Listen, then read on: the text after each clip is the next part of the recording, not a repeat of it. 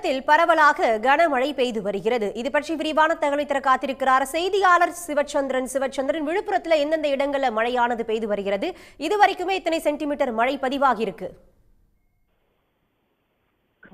விழுப்புரம் மாவட்டத்தை பொறுத்தவரை பார்த்தீங்கன்னா நேற்று முதலே பாத்தீங்கன்னா மழையானது தொடர்ந்து மாவட்டத்தில் பல்வேறு இடங்கள்ல பரவலாக பெய்து வந்தது. நேற்று இரவும் அந்த மழை லேசாக பெய்து வந்தது. இந்நிலையில் இன்று காலை வெயில் காய்ந்து வந்த நிலையில் திடீரென சற்று முன்னர் பார்த்தீங்கன்னா சுமார் 30 நிமிடத்திற்கு மேலாக இந்த மழையானது விழுப்புரம், விக்கிரவாண்டி, கோலியனூர், வளவனூர், ஜானகிபுரம், அரசூர், காணை உள்ளிட்ட சுற்று வட்டார பகுதிகளில் இந்த கனமழையானது திடீரென கொட்டி தீர்த்தது. இந்த கனமழை காரணமாக சாலையில் மழைநீர் பெருக்கெடுத்து ஓடியதை நம்மால் பார்க்க முடியுது. மேலும் இந்த மழை அதாவது 30 நிமிடம் மட்டுமே பெய்த இந்த மழை அதிக அளவில் பெய்ததினால் தாழ்வான பகுதிகளில் மழை நீர் தேங்கியுள்ள காட்சிகளையும் நாம் நேரடியாக பார்த்து கொண்டிருக்கிறோம்.